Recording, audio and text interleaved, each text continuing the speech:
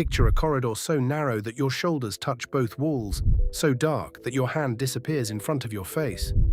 The air is thick with limestone dust. The only light is a single oil lamp behind your head. The only sound is a bronze axe striking rock. You are 80 feet underground. You have been swinging for months, and you do not know if the team coming from the other side is 10 feet away, or if they missed you entirely and you are digging into nothing. This tunnel is real. It runs beneath the streets of modern Jerusalem. It stretches 1,750 feet through limestone, carved in darkness with a gradient so precise, about 0.06% over the entire length, that even modern engineers admit it is astonishing. And it was not designed by architects with instruments. It was carved by desperate men with bronze tools, because the most terrifying army the ancient world had ever seen was marching toward their city.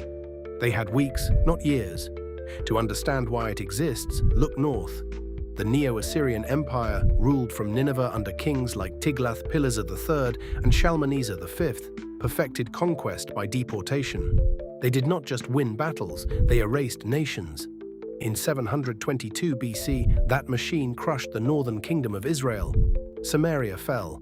Men, women, and children were marched to exile, and 10 tribes vanished from their homeland. Scripture says they did not obey the voice of the Lord their God, but transgressed his covenant. 10 tribes gone, not conquered, erased. Then Assyria turned south. Judah was smaller, weaker, alone. On the throne sat a young king named Hezekiah.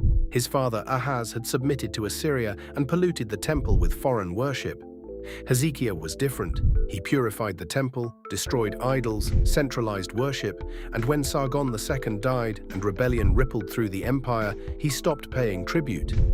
Assyria's response was apocalyptic. Sargon's son, Sennacherib, launched a campaign in 701 BC. His annals boast that he conquered 46 of Hezekiah's fortified cities and trapped the king in Jerusalem like a caged bird.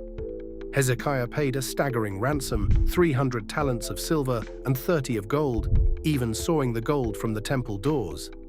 Sennacherib took the gold and kept marching. 200,000 soldiers moved toward Jerusalem. Jerusalem's ridge was strong, its valleys were steep. But the city had a fatal weakness. The Gihon Spring, the only source of fresh flowing water, bubbled outside the walls, down in the Kidron, completely exposed. The Gihon was no ordinary spring. It surged in powerful bursts and produced abundant water. It was also sacred. Solomon had been anointed there. If the Assyrians reached it, they could drink for months, while the people behind the walls would die of thirst in days. Hezekiah's plan was audacious: seal the spring's upper outlets so the enemy would not find a drop. Then divert the water underground through 1,750 feet of limestone to a new reservoir inside the walls, the Pool of Siloam. 2 teams would start from opposite ends and meet in the middle. Chronicles records the decision to cut off water outside the city so the kings of Assyria would not find plenty. It had never been done like this, and the clock was already ticking. In the tunnel, men worked in a space barely 2 feet wide. Shoulders scraped both walls, oil lamps flickered, dust burned the lungs. Somewhere ahead, another team swung toward them. Somewhere behind, another man hauled rubble in a leather sack. The thought was simple: swing again. Again.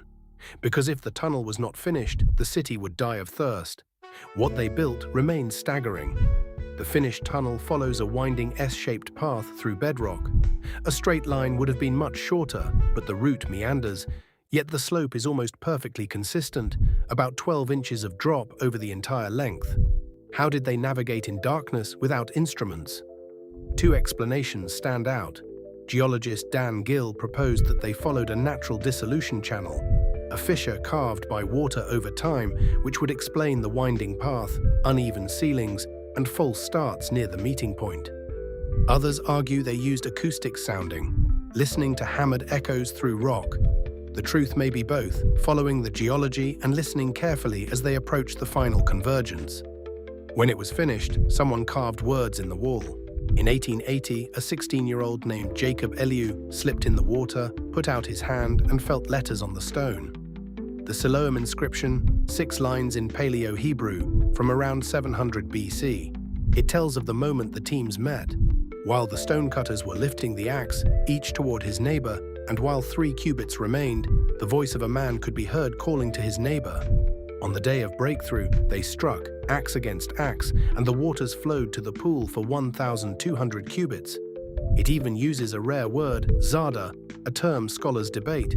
The inscription is unique in the ancient Near East. It praises no king, it names no god. It honors the anonymous laborers who swung in the dark. The water flowed. The broad wall stood, over 23 feet thick, built so fast that homes were torn down for its foundations. The armory was stocked.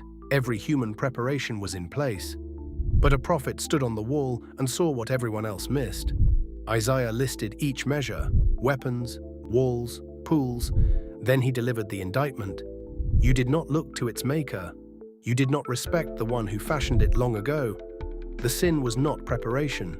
It was confidence in human work without looking up. Isaiah warned that this iniquity would not be atoned for until death. Then the sound of boots reached the city. Sennacherib's army surrounded Jerusalem. His field commander, the Rabshika, stood outside the wall and shouted in Hebrew so everyone could hear. He mocked alliances and armies, and then he cut deeper. Where are the gods of the nations already destroyed? He asked what made their God different. Silence on the wall. 46 cities had already fallen. Hezekiah went to the temple, stripped of royal robes, wearing sackcloth. He sent for Isaiah, and together they prayed and cried to heaven. Isaiah's answer was precise.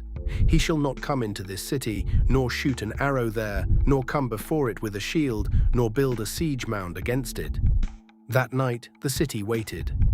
At dawn, the Assyrian camp did not stir. No cooking fires, no movement, no sound. The Lord sent an angel who cut off the mighty warriors and officers. 185,000 were dead by morning. No battle from the walls, no arrows from Jerusalem. The wind moved through a camp of empty armor. Sennacherib fled to Nineveh, and later his sons killed him in the temple of Nisroch. Historians debate the mechanism, but not the outcome. Sennacherib left, Jerusalem stood. 7 centuries later, the story reached a new chapter. In John chapter 9, Jesus met a man blind from birth and told him to wash in the Pool of Siloam. John explains that Siloam means sent. Water sent through Hezekiah's tunnel now washed the eyes of a man sent by the one who was sent by the Father. He washed, and the first thing he saw was light dancing on the water. Archaeology has traced the path. In 2004, workers uncovered massive stone steps that revealed the true Pool of Siloam from the Second Temple period. A large stone-lined pool with steps built for changing water levels. In 2015, in the area between the City of David and the Temple Mount, Dr. Elot Mazar found 2 clay seals in the same layer, one reading belonging to Hezekiah, son of Ahaz, king of Judah, and another bearing the name of the prophet Isaiah, found feet apart. Today, anyone can walk that tunnel. Fingers can still trace pick marks, water still flows beneath the city, but the thing that saved Jerusalem was not the wall or the conduit. It was a prayer when human building was not enough. So here is the question. What are you building right now that you need to surrender to the one who fashioned it long ago?